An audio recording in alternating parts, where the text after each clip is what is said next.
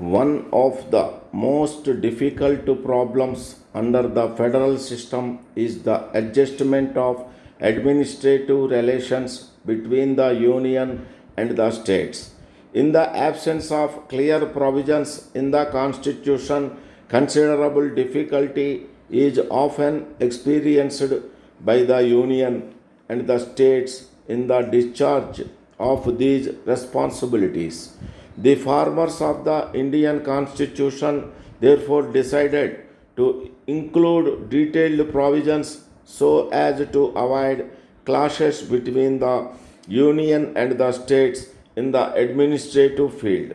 Here again, the pattern that is adopted is based mainly on that which was established under the Government of India Act of 1935. According to the Constitution, the executive power of every state is to be exercised in such a way as to ensure compliance with the laws made by the Parliament. Further, the Union Executive is empowered to give such directions to a state as may appear to the Government of India to be necessary for the purpose. The idea of the Union giving directions to the states is foreign to most federations. It is looked upon with suspicion and distrust in the United States. In Australia, too, the position is more or less the same.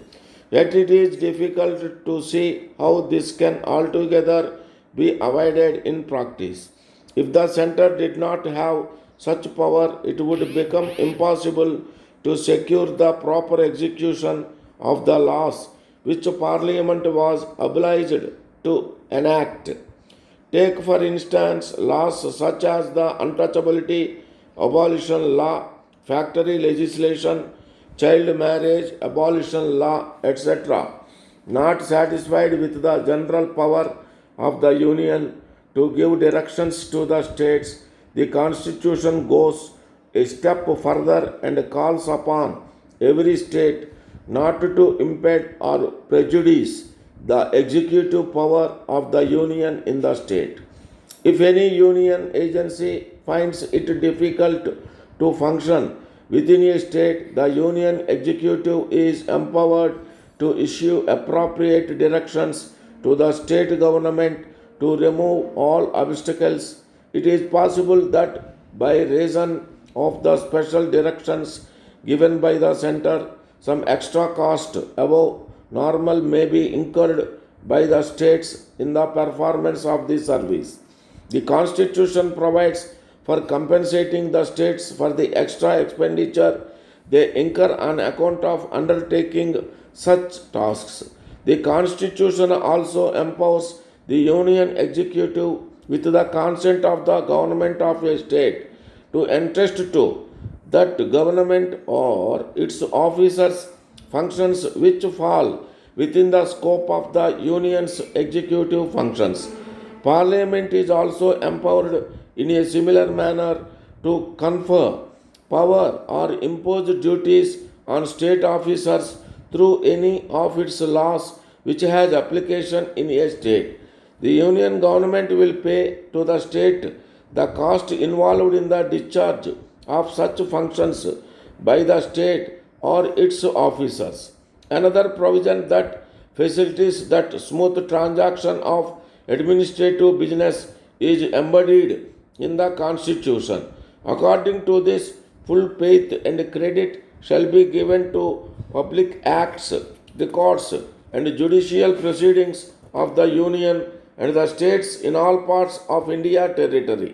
The manner in which these acts and records will be proved and their effect determined will be proved by parliamentary enactments. Provision is also made for the execution of final judgments or others delivered or passed by civil courts in any part of India. The Constitution has an important provision embodied in it dealing with the waters of interstate rivers and river valleys. Aware of the unending interstate disputes over this subject in other federations, particularly the United States, The constitution makers decided that the power to deal with this subject should be vested exclusively in the parliament.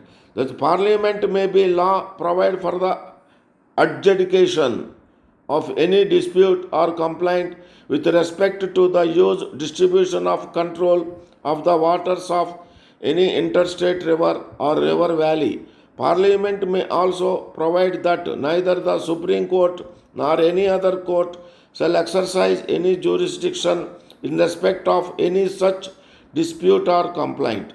Finally, to facilitate smooth working of the administrative machinery of the country as a whole, as well as to ensure the better coordination of policy and action between the union and the states or between the states themselves, the constitution empowers the president to appoint an interstate council whenever the necessity is felt. The president is empowered not only to establish such a council but also to determine its organization and procedure and to definite the nature of its duties. So far, no such council has been established. An analysis of the legislative and administrative relations between the union and the states shows that the federal system established under the constitution, like other similar systems, aims to achieve the fundamental objective of unity in diversity. A federation being a dual policy based on the division of authority in all the principal departments of the government is bound to produce diversities in laws, administration, and judicial protection. Up to a certain point, the diversity is to be welcomed as an attempt to accommodate the powers of the government to local needs and circumstances.